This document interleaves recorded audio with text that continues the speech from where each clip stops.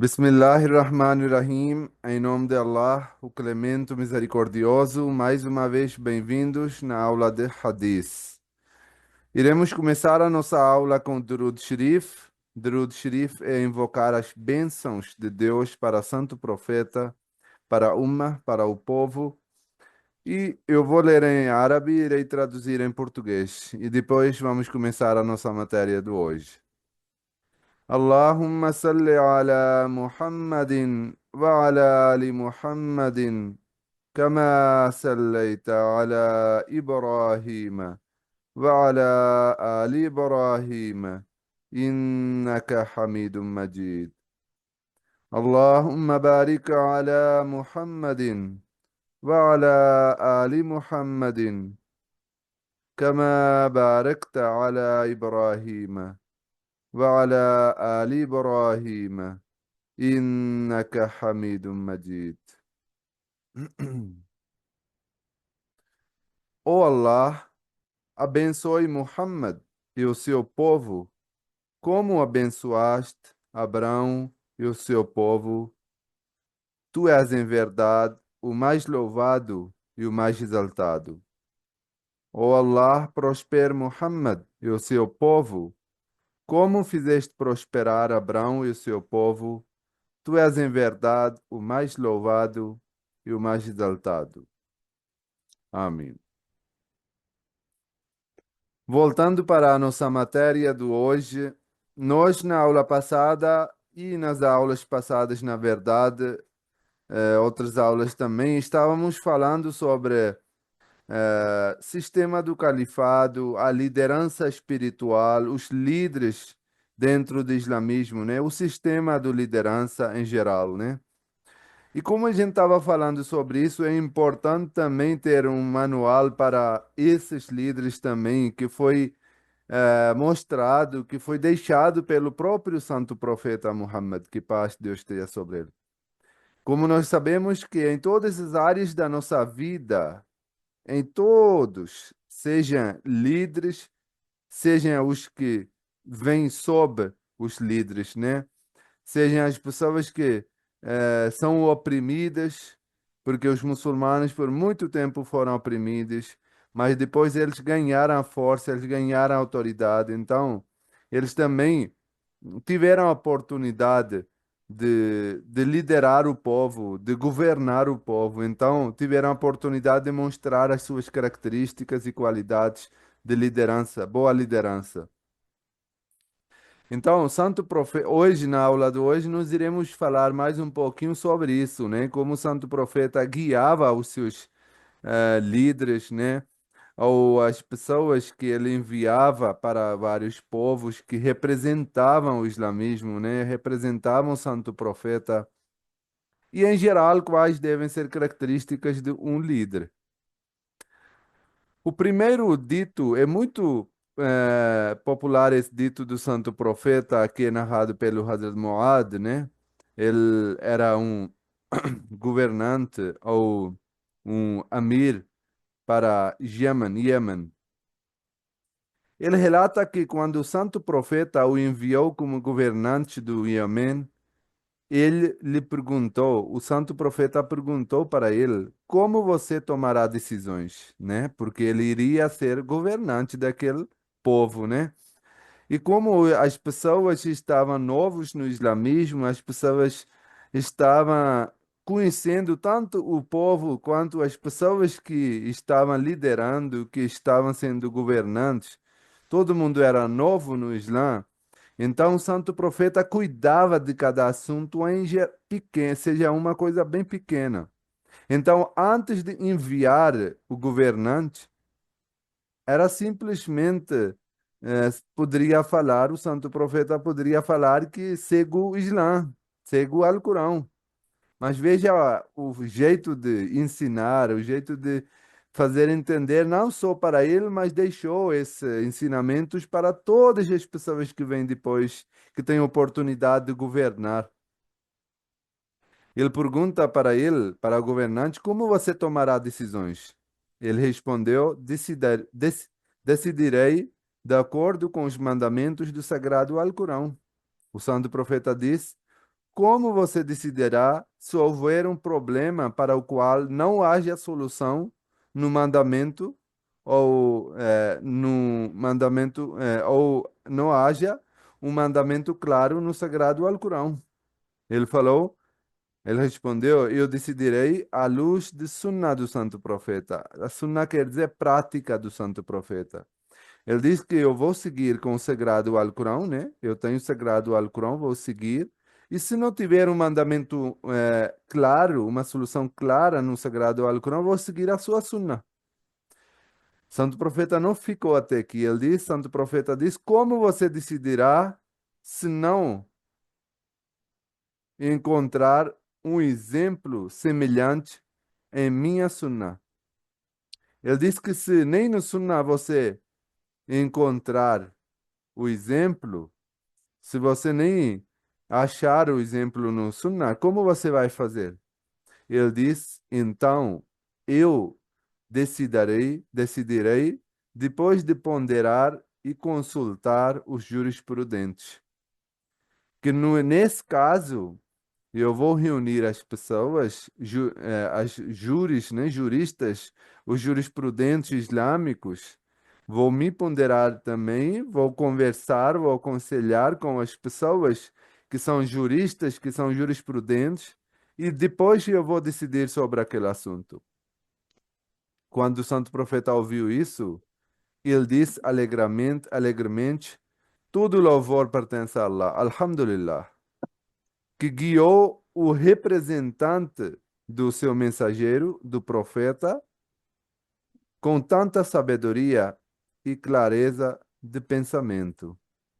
Quando ele respondeu sim, santo profeta agradeceu, em primeiro lugar, Deus Todo-Poderoso, né? Que guiou tanto o santo profeta quanto o povo, representando o santo profeta. Porque quando isso é algo muito importante, né? Porque quando um governante está no outro lugar, ele torna o braço da pessoa, no caso seria santo profeta, né? Ele torna olhos de santo profeta. Ele iria tornar ouvidos de santo profeta. Por quê? Porque qualquer assunto que era tratado naquela terra era diretamente falado com Hazrat Muaz, que era governante. Então, se o próprio governante não fosse honesto, justo e, acima de tudo, sábio, então o povo iria sofrer. Porque a quem eles iriam correr se tiver problema? Hazrat Muaz. E se ele mesmo não tiver essa capacidade de liderar o povo, as pessoas iriam sofrer. E tanto o povo quanto não iria passar diretamente as coisas para o santo profeta. Então, escolher os governantes, escolher os representantes, escolher hoje em dia falar ministros, é muito essencial que a gente possa escolher com muita sabedoria e com muito pensamento, né? Porque uns e também isso não, a gente não pode ficar trocando todo dia, né? Representantes quando vão para um lugar, eles eles ficam num lugar, eles conhecem as pessoas, criam um vínculo com as pessoas, então trocando todos os dias os representantes também não é bem para a própria pessoa que está enviando. No caso seria o santo profeta, né? Então, e não pode trocar toda semana um novo governante, né?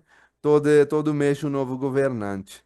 Até porque o governante precisa saber em detalhes, ter o conhecimento em detalhes do povo, da região, dos assuntos, né? E isso já leva o tempo. Imagina ele já está conhecendo as coisas, tudo isso, e depois seja trocado, vem outro governante. O que vai dar? Que já o antigo não conseguiu dar o seu melhor em uma semana, umas semanas ou um mês, e já foi trocado, então quer dizer que ele não conseguiu gerenciar, não consegue. O outro também vai levar o tempo para entrar nos assuntos em detalhes, né? Por isso, quando é hora de escolher, é algo muito importante. E por isso o santo profeta, antes de enviar, fez esse exame, né? Essa prova do governante para ver qual era. Obviamente ele já sabia, ele já conhecia ele, né? Por isso ele elegeu ele para enviar para o Iêmen. Mas mesmo assim, para uns exemplos finais, né? Porque sempre aquela coisa do final fica no mente, né? Que no final ele falou isso, quando ele estava me despedindo, ele me falou isso. Então fica sempre na cabeça essa última coisa, última conversa, últimos ensinamentos. Então, antes de despedir, ele deu esses ensinamentos, que em primeiro lugar é Alcorão. E em segundo lugar, quando não houver uma clareza no Sagrado Alcorão que você não consiga entender, você vai para Sunnah. E mesmo não achando no Sunnah, você faz consulta com jurisprudentes, juristas, né? E faz um aconselho, né? Faz uma, pega opiniões dos sábios entre os muçulmanos antes de você tomar a decisão sobre o assunto. O outro dito santo profeta narrado pelo Hazrat Amr bin As relata que ouviu o santo profeta dizer: quando um governante toma uma decisão, após pensar cuidadosamente e investigar ao fundo, ele receberá o dobro da recompensa se sua decisão estiver correta. No entanto, se apesar do seu esforço honesto, ele tomar uma decisão errada, ele ainda receberá recompensa pelo esforço honesto. Veja só, tem dois pontos aqui. O primeiro é que a pessoa, um governante ou um amir, né? Um hakim que lidera o povo, que é governante, que é líder, ele tem que tomar decisão com muita sabedoria, com muito pensamento. Não pode tomar uma decisão porque Santo Profeta colocou não só as consequências físicas óbvias, que obviamente se tiver uma decisão errada, ele vai ter que ter umas consequências, né? Vão dar coisas erradas, tudo isso. Mas além disso, ele colocou parte espiritual também, que Deus também vai ajudar essa pessoa a quem vai tomar decisões com pensamentos e quem vai tomar decisão cuidadosamente, investigar o caso, né? No fundo. Então, quando a pessoa faz isso e acerta na decisão, que a decisão é certa, além de ele ter consequências boas da decisão, ele ainda vai ter a bênção de Deus. Ele ainda vai ter recompensa dobro, em dobro. Por quê? Porque ele seguiu o exemplo do santo profeta. Ele não só tomou uma decisão só por tomar, como um governante qualquer decisão que ele toma, mas sim ele pensou, ele tomou com essa decisão e fez uma pesquisa antes, honestamente, fez uma investigação indo no fundo do assunto, para que não haja consequências erradas. Mas o segundo ponto é que Santo Profeta admite e fala que mesmo que você toma a decisão com muita sabedoria, com muita investigação, ainda não quer dizer que você vai acertar. E isso não há que preocupar. Por quê? Porque há coisas que a gente pode fazer, mas há coisas que são fora do nosso alcance. Investigar, pensar bem, cuidadosamente, é no nosso alcance. E é importante que a gente faça isso como governante. Mas dar sempre certo é com Deus. Dar sempre consequências boas é com Deus. Então, isso deixa com Deus. E se uma vez ou outra errar, apesar de ter tomado decisão com muita sabedoria e cuidadosamente, não há que preocupar, porque Deus ainda vai abençoar essa sua decisão. Apesar de que aparentemente pode parecer que isso não deu certo, isso é assim, assim, mas as consequências estão na mão de Deus. O que é recompensa, né? Recompensa é essa mesmo, que as consequências vão dar de qualquer forma certo para a pessoa. Aí ele vai ter a recompensa daquela decisão. Obviamente, vai ter uma decisão no dia do juízo final também, e esse também é um significado, que ele vai ter uma recompensa extra no dia do juízo final, mas nesse mundo ele vai ter uma recompensa também. Ele vai ter umas consequências boas, não por ter tomado a decisão certa ou errada, mas sim por ter colocado confiança em Deus, por ter feito uma pesquisa, por ter ouvido esses conselhos do santo profeta e feito uma investigação. Então, são duas coisas que andam paralelamente.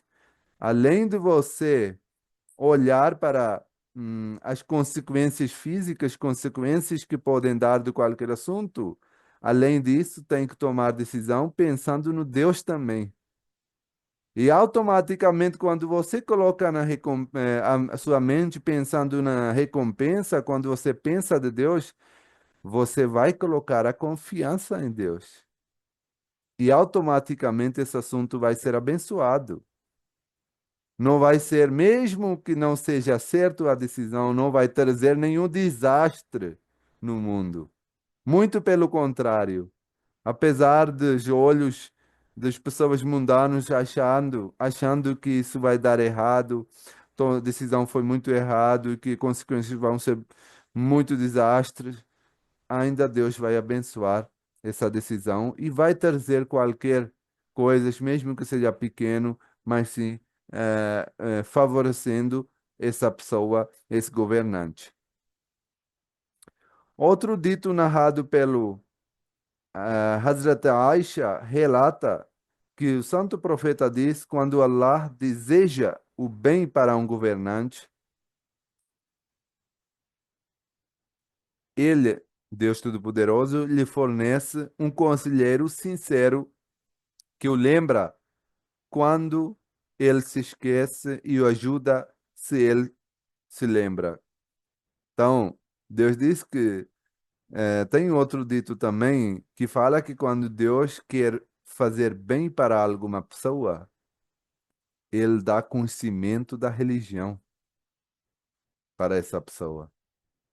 Então, uma vez que a pessoa tem conhecimento da religião, é conhecimento dado por Deus, né? Não conhecimento. Tem muitos religiosos que, ao invés de trazer a união, em vez de facilitar a religião para as pessoas, eles dificultam, trazem a desunião, trazem uma ódio entre as pessoas, dividem as pessoas em vez de unir, né? Eu não estou falando desse conhecimento, mas sim o conhecimento que vem de Deus. E o conhecimento que vem de Deus é reconhecido pelos seus frutos.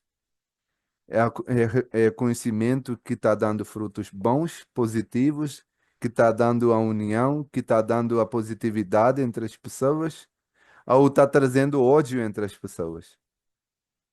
Então, eu lembrei desse dito porque é bem semelhante também às palavras, né? Aqui Deus disse que quando ele deseja o bem para um governante, lá atrás que eu falei, o dito era para uma pessoa normal. Quando Allah deseja bem para uma pessoa, ele dá o conhecimento da religião. E aqui, quando Allah deseja o bem para um governante, ele fornece um bom conselheiro, sincero, um ministro sincero que o lembra quando ele se esquece, né? E ajuda ele se lembrar quando ele se lembra, ajuda ele tomar as decisões certas. E quando Deus deseja para ele, para o governante, algo diferente do bem, ele lhe fornece um conselheiro maligno que não o lembra se ele se esquece e não o ajuda se ele se lembra. Então Deus diz que quando tem um governante bom e eu quero fazer o bem para esse governante, eu dou um conselheiro bom. E nós sabemos muito bem, e a gente lendo a história, sabemos como muitas vezes um reino dos reis foi estragado, foi completamente derrubado, justamente por ter um, um conselheiro desonesto, um ministro desonesto. Porque o rei, o governante em si é nada. Ele não pode correr para todos os cantos da sua região para saber dos problemas, para resolver os assuntos, né? Obviamente, ele tem que escutar dos seus conselheiros, dos seus ministros. Agora, imagina que os ministros não pensem bem dele, não são sinceros com ele. Olha o desastre que isso vai trazer. Então, automaticamente, quando vai ter um conselheiro bom, isso vai trazer coisa boa para o governo, para o governante. Mas aqui não deve pensar uma coisa que deve surgir, que isso é então controle de Deus. A pessoa em si não tem escolha, porque se Deus quer fazer bem, ele dá um conselheiro. Quer dizer que o conselheiro, se não é bom, porque Deus não quis. Então o governante não podia fazer nada. Mas não é bem assim. As coisas que vêm de Deus, as ações que são feitas por Deus, são retributos ou recompensas das nossas ações que são feitas anteriormente. Deus não vai conhecer um governante só quando ele foi eleito um governante. Na verdade, ele conhece desde que ele nasceu. Ele conhece o jeito da pessoa, ele conhece a alma da pessoa, ele conhece como é que a pessoa toma decisão, como ele age com as pessoas, como ele é com os pobres, como ele é com os ricos, como é que é o tratamento dele, como é o fé dele. Então ele vai agir, ele vai tratar essa pessoa conforme a experiência que a pessoa deu. Eu lembrei agora de um dito do santo profeta. Uma vez uma pessoa aceitou o Islã e quando ele aceitou o Islã, ele se apresentou para o profeta e ele disse que o profeta, eu aceitei agora o Islã. Eu vou fazer as coisas boas a partir de agora, mas eu já fazia antes também coisas boas. Eu já fazia caridade. Eu tratava bem as pessoas. Eu tentava ser justo, honesto com as pessoas. Será que vou ser recompensado por tais ações boas que eu fiz antes de aceitar Islã?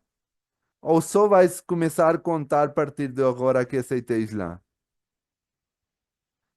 Santo Profeta respondeu lindamente, dizendo que, quem sabe, que Deus não abriu o seu coração para Islã. Deus não deu essa capacidade, essa força, essa capacidade de decidir para aceitar Islã por causa dessas suas ações que você fez na era de ignorância pré-islâmica, antes de você aceitar Islã. Então, quem sabe que isso, aceitar Islã em si mesmo, não esteja a recompensa das suas ações que você fez. Então, isso mostra que as nossas ações não vão ser desperdiçadas, não vão em vão. Tudo está escrito, tudo está na nossa conta, seja bom ou ruim. E Deus trata as pessoas conforme as nossas ações. Então, um governante, por exemplo, aqui pegando o exemplo daqui, ele pode ser governante hoje, ele começa a ser governante a partir de hoje, mas ele era ser humano antes. E ele tratava com as pessoas de uma forma ou outra. E Deus sabe disso. Então, por esse tratamento que ele fez, Deus vai colocar uma pessoa, um conselheiro bom ou ruim na vida dessa pessoa. Se a pessoa já é ruim, se a pessoa já tratava mal as pessoas, se a pessoa não tem conta boa, conta positiva, então não tem como ele ter um conselheiro bom. Deus que sabe o melhor, né? Se ele vai dar bem ou ruim, mas Deus nunca faz injustiça com as pessoas. Então Deus trata as pessoas conforme as pessoas tratem. Tratem Deus Todo-Poderoso. Pensem no Deus Todo-Poderoso. Por isso, Deus nunca vai fazer uma injustiça com as pessoas. Outro dito de santo profeta narrado pelo Hazrat Hassan bin Ali relata que Abirafia, Abirafi lhe disse que os Quraishitas o enviaram como seu embaixador ao santo profeta. Quando ele viu o santo profeta, ficou convencido da verdade do Islã. Ele disse ao santo profeta: Ó mensageiro de Allah, por Deus, eu nunca mais voltarei para eles. Ele aceitou o Islã e ele não queria voltar para os Quraishitas. O santo profeta disse: Não posso violar um acordo e não acho adequado parar um embaixador. É melhor você voltar. Se os sentimentos que você tem agora sobre o Islã permanecerem os mesmos, quando você voltar para casa, então você pode voltar. Aí Abirafa disse: Então voltei para os Quraishitas e contei a eles sobre a minha conversa, né? Que como embaixador, né? O que foi encarregado para ele. E voltou depois para Medina e aceitou o Islã. Olha, ensinamento lindo, lindo. Ele disse que cada coisa tem regra. Veja só, se o mundo de hoje seguir essas regras, Santo Profeta recebe um embaixador dos Quraishitas, ele vem, quer conversar alguma coisa, não sei o quê, quer fazer um acordo, um negócio.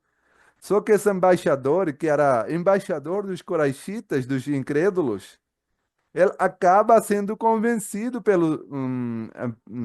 quando vê o Santo Profeta. E ele quer aceitar o Islã e quer ficar lá. O Santo Profeta disse: não, assim não funcionam as coisas. Aqui você está como embaixador, e se você ficar aqui, vai ser feito, vai ser dito como eu impedi o embaixador aqui e convenci ele. Isso é contra as regras internacionais.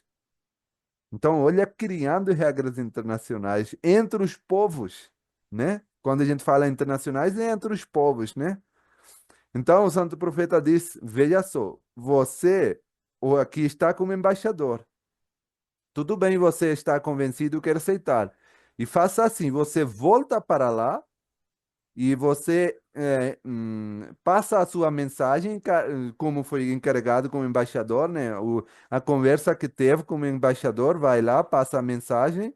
E depois, se você quiser voltar e aceitar, você vem aqui como uma pessoa, não como embaixador. E você pode ficar, pode aceitar e ficar. E ele fez assim. Isso mostra como o santo profeta cuidava de cada assunto em detalhes. Ele podia ficar, ninguém iria dizer, já estava na guerra contra os incrédulos, não iria fazer diferença. Mas ele disse que não. As regras são regras. Os princípios são princípios, não podemos quebrar. E aqui tem mais um exemplo para finalizar a nossa aula de hoje, narrado pelo Hazrat Huzefa ibn Jaman, relata que ele e seu pai, Hussein, estavam indo para Medina, onde Santo Profeta morava, quando infiéis de Quraysh pegaram e disseram: Vocês pretendem ir para Muhammad? Sallallahu alaihi wasallam. Eles lhe disseram que não pretendem ir a Muhammad, mas que estavam apenas indo para Medina. Então eles prometeram que ao chegarem a Medina não participariam de batalhas ao lado de Muhammad, sallallahu alaihi wasallam. Eles foram liberados e, quando chegaram a Medina, contaram toda a história a Santo Profeta. Quer dizer, eles foram impedidos de sair de Meca, né, para ir para Medina. E os Quraishitas falaram: Vocês vão lá com Muhammad sallallahu alaihi wasallam? Eles disseram: Não, a gente vai para Medina. Então, só com uma condição, eles liberaram que vocês não vão lutar com ele, junto com ele nas batalhas. Eles disseram, tá bom, e foram para Medina. Quando encontraram Santo Profeta, o Santo Profeta que estava a caminho de Badr, ele estava indo para uma batalha. Olha a coincidência. Naquele momento ele estava indo para uma batalha e ele disse, e ele estava precisando das pessoas, né? Mas o que ele disse? Cumpriremos nossa promessa. Vamos cumprir a promessa e buscaremos a ajuda de Deus Todo-Poderoso. Vocês voltem para Medina. Assim não podemos, ele fala, assim não podemos participar da batalha de Badr. o que os deixou muito tristes. Eles ficaram com essa tristeza até o último tempo e falavam que isso foi algo muito triste da nossa vida, que a gente não conseguiu participar na batalha. E eles queriam muito.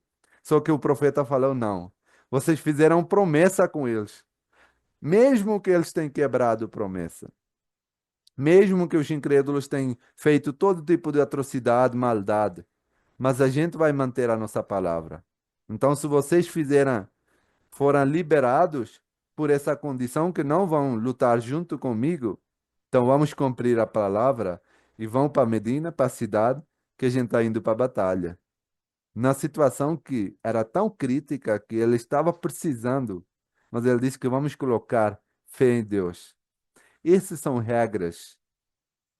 Isso mostra como, apesar de ser um inimigo, um povo diferente, um país, hoje em dia podemos dizer um país diferente, ainda não devemos sair de justiça. Ainda não devemos sair dos nossos princípios. Isso não deve nos tornar uma pessoa ruim.